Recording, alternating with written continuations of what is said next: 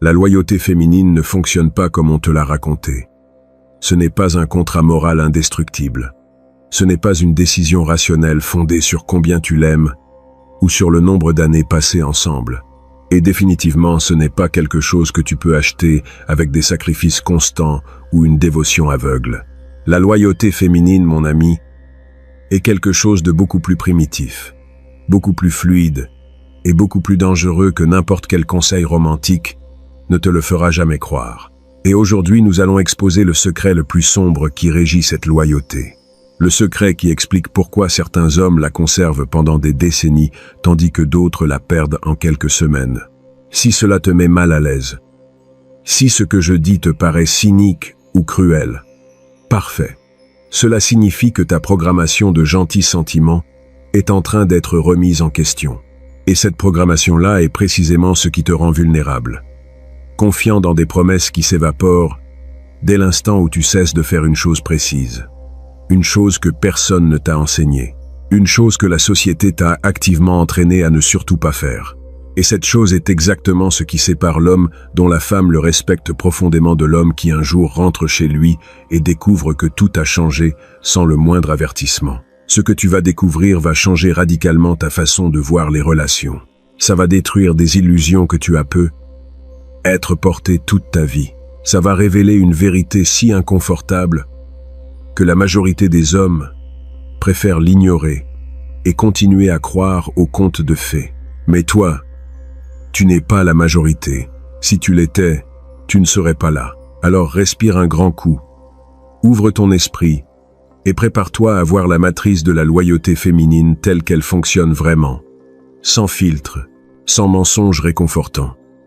Seulement la vérité brutale qui va enfin te donner un pouvoir réel. Permets-moi de commencer par quelque chose que tu as probablement déjà vu, sans jamais le comprendre complètement. Tu connais ce type. Un mec bien. Travailleur, fournisseur solide. Il consacre sa vie à sa femme et à sa famille. Il fait tout selon le manuel social. Et un jour, sans raison apparente, elle part. Ou pire, il découvre qu'elle était émotionnellement ou physiquement avec quelqu'un d'autre. Et tout le monde se demande comment elle a pu faire ça. Lui qui était si bon avec elle, qui lui donnait tout, qui la traitait comme une reine. Comment a-t-elle pu être aussi ingrate? Mais c'est exactement la mauvaise question. Parce qu'elle suppose que la loyauté féminine se gagne par la bonté et la fourniture. Et mon ami, voici la vérité qui fait mal. La bonté sans force génère de la compassion, pas de la loyauté. La fourniture sans respect génère une dépendance pratique, pas une dévotion émotionnelle. Et la traiter comme une reine sans qu'elle ait à mériter ce traitement génère de l'ennui, pas de la gratitude. Parce que la loyauté féminine, dans son noyau le plus primitif, ne se donne pas à l'homme qui est le meilleur pour elle. Elle se donne à l'homme qu'elle perçoit comme difficile à remplacer. Relis ça encore une fois. La loyauté féminine se donne à l'homme qu'elle perçoit comme difficile à remplacer. Pas au plus gentil, pas au plus dévoué, pas au plus sacrificiel, à l'irremplaçable. Et l'irremplaçabilité ne vient pas de ce que tu donnes. Elle vient de qui tu es et de la façon dont tu te positionnes. Elle vient du fait de maintenir une valeur perçue si élevée que son coût d'opportunité de te perdre est supérieur à n'importe quel bénéfice potentiel qu'elle pourrait tirer d'explorer d'autres options. C'est de l'économie brutale appliquée aux relations humaines. Et ça fonctionne parce que les femmes, même si elles ne l'admettront jamais en ces termes, effectuent constamment ce calcul de façon inconsciente. Avant que tu penses que je suis misogyne ou réducteur, comprends bien une chose. Les hommes font exactement le même calcul, simplement avec des variables différentes. Je ne dis pas que les femmes sont mauvaises ou calculatrices de façon consciente. Je dis que la biologie humaine fonctionne selon des principes de maximisation des ressources et de minimisation des pertes. Et la loyauté, masculine comme féminine, est profondément influencée par ces principes. La différence, c'est que personne ne te parle honnêtement de la façon dont ces principes s'appliquent à la loyauté féminine. Et cette ignorance te rend vulnérable. Alors, qu'est-ce qui fait qu'un homme est perçu comme irremplaçable? Ce n'est pas une seule chose. C'est une combinaison de facteurs que j'appelle le profil de coût de sortie. Chacun de ces facteurs augmente le coût perçu pour elle de perdre l'accès à toi. Et quand ce coût devient suffisamment élevé, sa loyauté devient presque indestructible, non pas parce qu'elle est moralement supérieure, mais parce que l'équation coût-bénéfice rend simplement la déloyauté non rentable. 1. Domination émotionnelle impénétrable. Ton état émotionnel ne dépend jamais de son comportement. Jamais. Qu'elle soit de bonne humeur ou qu'elle crée du drame, tu restes stable. Cette stabilité inébranlable communique quelque chose de primitif à son cerveau. Cet homme n'a pas besoin de moi pour être bien. Cet homme possède un centre interne que je ne peux pas déplacer. Cette perception est magnétique parce qu'elle est rare. Pense montagne contre rivière. La rivière change de cours selon le terrain. La montagne reste, quoi qu'il arrive. La plupart des hommes sont des rivières. L'homme qui génère une loyauté profonde est une montagne. Et elle, étant haut par nature, cherche cette montagne autour de laquelle couler, pas celle qu'elle peut déplacer. 2. Un but qui transcende la relation. Elle est importante pour toi, mais elle n'est pas ton projet principal, ni ta source première de sens ou d'identité. Tu as une mission, une vocation, un but qui existait avant elle et qui continuerait sans elle. Ce but consomme une part significative de ton énergie mentale et émotionnelle. Résultat, tu n'es jamais totalement disponible. Tu n'attends jamais son attention pour te sentir complet. Cette rareté de ta disponibilité totale crée de la valeur. Machiavel observait que les princes qui devenaient trop accessibles perdaient le respect, tandis que ceux qui maintenaient une certaine distance et restaient concentrés sur des affaires plus grandes que n'importe quelle relation individuelle conservaient la loyauté de leur cour. Avec les femmes, c'est exactement pareil. Quand elle sent qu'elle doit concurrencer quelque chose de plus grand qu'elle pour ton attention, quand elle voit qu'il y a des parties de ta vie et de ton énergie qu'elle ne peut pas posséder entièrement, son respect et donc sa loyauté s'approfondit. 3. Option perçue.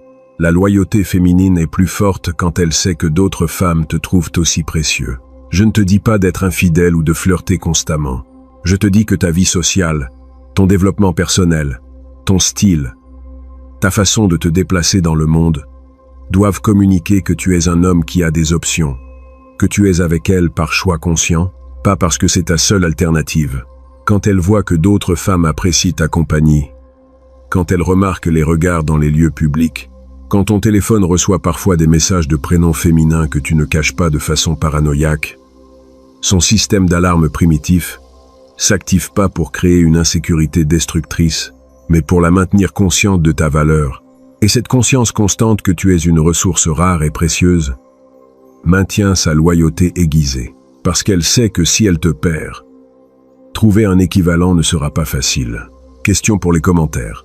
Qu'est-ce qui maintient le plus efficacement la loyauté féminine à long terme? A. Dévotion totale, où tu sacrifies tout pour elle, et la place comme priorité absolue en permanence. B. Équilibre où elle est importante, mais pas le centre complet de ton univers, en maintenant ton but et ta vie sociale active. Écris A ou B et explique ton raisonnement. Je veux voir ce que révèle votre expérience collective. 4. Conséquences crédibles.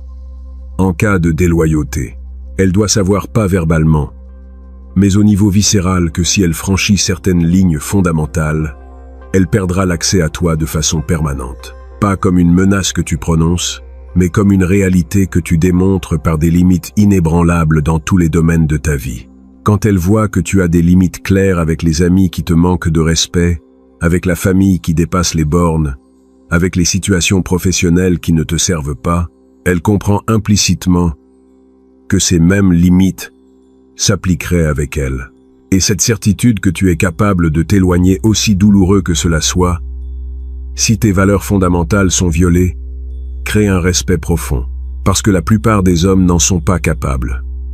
Ils menacent, se plaignent, s'énervent, mais ne partent jamais vraiment. Leurs limites sont du papier mouillé. Mais quand tes limites sont en acier, quand elle a vu la preuve que tu es capable de privilégier ta dignité à la commodité de garder la relation, son comportement s'ajuste naturellement pour ne jamais vraiment tester ses limites. 5. Domination sexuelle indiscutable.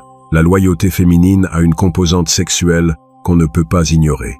Si la connexion sexuelle est médiocre, si tu es passif ou insécure dans ce domaine, s'il n'y a pas de polarité masculine-féminine intense, sa loyauté aura toujours une faille. Parce que l'attraction sexuelle ne se négocie pas logiquement. Elle est là ou elle n'est pas là. Et si elle n'est pas suffisamment forte avec toi, sa biologie ira chercher ailleurs à combler ce besoin, peu importe à quel point tu es bon sur tous les autres plans. Ça ne veut pas dire que tu dois être acrobate sexuel ou maîtriser des techniques compliquées. Ça veut dire que tu dois incarner une énergie masculine dominante qui permette à son énergie féminine de se rendre complètement. Dans ce contexte, tu diriges sans t'excuser. Tu prends ce que tu veux, avec son consentement enthousiaste. Tu crées l'expérience où elle peut lâcher tout contrôle. Cette reddition sexuelle crée un lien biologique profond, une libération d'ocytocine et d'autres neurochimiques qui la lient littéralement à toi au niveau chimique. Et ce que la plupart des hommes ne comprennent pas, cette intensité sexuelle n'est pas séparée de ton énergie générale. C'est son extension directe. Si tu es hésitant et incertain dans la vie, tu le seras au lit. Si tu es décidé et sans excuse dans la poursuite de tes objectifs, cette énergie se traduit dans la chambre. 6. Leadership décisif. Dans les moments critiques, les femmes observent comment tu gères la pression et les crises. Quand il y a une décision difficile à prendre, un problème complexe à résoudre, une situation stressante à naviguer, ta capacité à rester calme et à prendre des décisions claires sans t'effondrer émotionnellement est constamment évaluée. À chaque fois que tu passes ce test, sa confiance en ton leadership augmente. Et avec cette confiance vient une loyauté plus profonde. Car au niveau évolutif, les femmes recherchent l'homme capable de diriger dans les temps difficiles. L'homme qui s'effondre quand ça devient dur n'inspire pas la loyauté. Il déclenche la recherche d'une alternative plus forte. 7. Évolution constante. La loyauté féminine s'érode quand l'homme stagne, quand il arrête de grandir, quand il devient confortable et prévisible. Cette stagnation signale biologiquement qu'il a cessé de compétir, qu'il s'est abandonné à la médiocrité. Et cela déclenche des alarmes primitives. D'autres hommes qui continuent d'évoluer représentent peu être une meilleure option génétique. Tu dois donc t'améliorer constamment ton corps, ta carrière, tes compétences, tes connaissances, non pas de façon anxieuse ou insécure, mais naturellement, comme un homme qui sait que stagner équivaut à mourir lentement. Quand elle voit que chaque année tu es une version légèrement améliorée de toi-même, son respect reste élevé, car elle sait que l'homme qu'elle a aujourd'hui est temporairement le meilleur disponible, et que demain, tu seras encore meilleur. 8. Réseau social solide. Les hommes isolés sont vulnérables. Si ton monde émotionnel tourne entièrement autour d'elle, si tu n'as plus d'amitié masculine profonde, si ta vie sociale s'est évaporée dès que tu es entré en couple, ta valeur perçue chute, tu communiques la dépendance.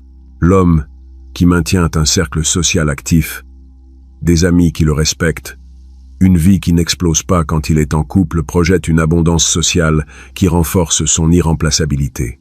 Et ses amis masculins lui donnent la perspective dont il a besoin pour ne pas se perdre complètement dans la relation et rester connecté à l'énergie masculine qui équilibre l'énergie féminine du couple. Maintenant, relions tout au secret sombre central. La loyauté féminine n'est pas conditionnée à l'amour. Elle est conditionnée au respect. Elle peut t'aimer profondément, mais sans respect, sa loyauté est fragile. Elle se brisera sous une pression suffisante. Mais quand elle te respecte profondément, même si l'amour fluctue temporairement, ce qui arrive toujours dans les relations longues, la loyauté demeure.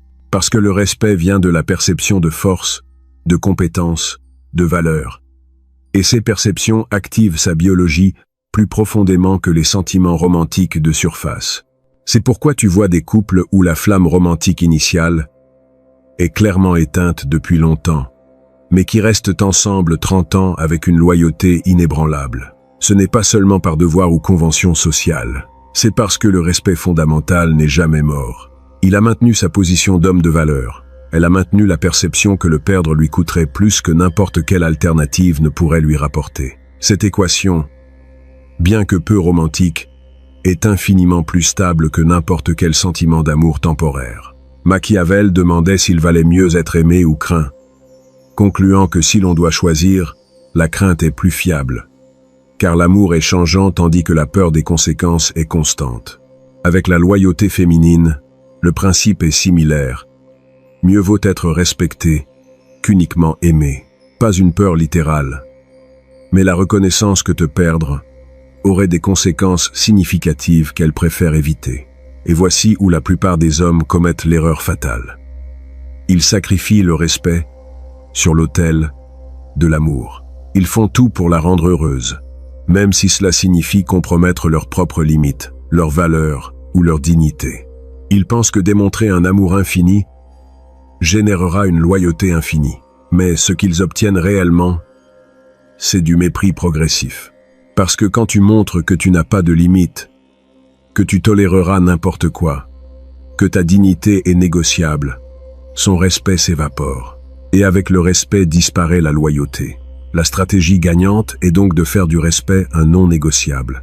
Tu peux être aimant, généreux, vulnérable au bon moment, mais jamais au prix du respect. Jamais tu ne tolères le manque de respect. Jamais tu ne sacrifies tes valeurs fondamentales. Jamais tu ne deviens si complaisant que tu perds ton tranchant. Parce que le jour où tu perds son respect, tu as perdu le socle de sa loyauté. Et le récupérer est presque impossible. Exemple concret. Elle fait quelque chose qui franchit une de tes limites clairement établies. La réponse de l'homme moyen, dispute émotionnelle, plainte, explication de combien il est blessé, puis pardon sans conséquence réelle. La réponse de l'homme qui maintient le respect, et donc la loyauté. Il remarque le comportement. Son énergie change immédiatement. Pas de dispute émotionnelle, pas de long discours. Il dit simplement « Ça, ce n'est pas acceptable ». Et il retire son énergie. Il part physiquement ou réduit drastiquement la communication. Les actions parlent. Et ces actions communiquent que franchir ses limites a des conséquences réelles, pas des menaces vides. Et le plus fascinant, quand tu fais cela depuis une vraie force intérieure, pas depuis un ego blessé, elle respecte la limite. Elle peut d'abord réagir en défense ou tester si tu es sérieux. Mais quand elle voit que ton limite est en acier, quelque chose en elle s'ajuste. Parce qu'enfin, elle est avec un homme qui se respecte assez pour défendre ses valeurs. Et cet autorespect est la base du respect qu'elle te porte, qui est la base de sa loyauté. Voici la vérité qui va en déranger beaucoup. Tout ce que j'ai décrit exige que tu sois déjà un homme de vraie valeur avant d'entrer dans une relation sérieuse. Tu ne peux pas simuler ces facteurs. Tu ne peux pas prétendre la maîtrise émotionnelle si intérieurement tu es le chaos. Tu ne peux pas prétendre avoir un but si ta vie est vide. Tu ne peux pas prétendre avoir des options si tu es socialement inepte. Tu ne peux pas prétendre avoir des limites si tu n'as jamais travaillé sur ton auto-respect. Tout doit être authentique. Sinon la façade finira par s'effondrer. Donc si tu lis ça et que tu te rends compte que la plupart de ces facteurs ne sont pas développés chez toi, ton travail n'est pas d'apprendre des techniques de rétention de loyauté. Ton travail est de devenir l'homme qui génère naturellement la loyauté parce qu'il a construit une valeur réelle. Cela demande des années de travail interne, d'entraînement physique, de développement de carrière, de cultivation d'un vrai but, de construction d'un cercle social, de guérison de tes traumas psychologiques. Et voici la paradoxe magnifique. Quand tu fais ce travail, quand tu deviens réellement cet homme, la loyauté féminine cesse d'être ta préoccupation principale. Parce que tu as une telle confiance en ta valeur, une telle abondance intérieure, que même si la perdre te ferait mal, tu sais que tu t'en remettras. Et ce manque de besoin désespéré est précisément ce qui rend sa loyauté la plus probable, parce qu'elle sent que tu es avec elle par choix, pas par peur de la solitude.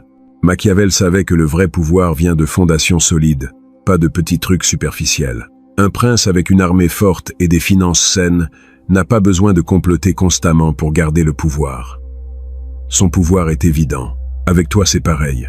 Quand tu construis les fondations maîtrise émotionnelle, but clair, évolution constante, vie sociale riche, limites inébranlables, Dominance sexuelle. La loyauté féminine devient une conséquence naturelle. Pas quelque chose que tu dois manipuler ou supplier. Alors mon ami, je te laisse avec ça. Arrête de chercher des techniques pour garder sa loyauté. Commence à construire l'homme dont elle ne voudrait jamais risquer de perdre la loyauté. Arrête de te demander si elle te sera fidèle. Commence à t'assurer que tu es irremplaçable. Arrête de craindre sa nature hyper game. Commence à te positionner si haut dans sa hiérarchie de valeurs que, lorsqu'elle regarde en haut, elle ne voit aucune meilleure option. Ce n'est pas de la manipulation, c'est de la stratégie fondée sur la réalité de la psychologie humaine. Et quand tu y arrives, quand tu incarnes vraiment ces principes, ta relation fonctionne à un niveau complètement différent. Plus de paranoïa constante, plus de jalousie destructrice, plus besoin de vérifier son téléphone ou de contrôler ses mouvements. Parce que ta confiance ne vient pas de la surveiller. Elle vient de savoir que tu as construit un profil de valeur si élevé que son coût de sortie dépasse de loin tout bénéfice potentiel qu'elle pourrait trouver ailleurs.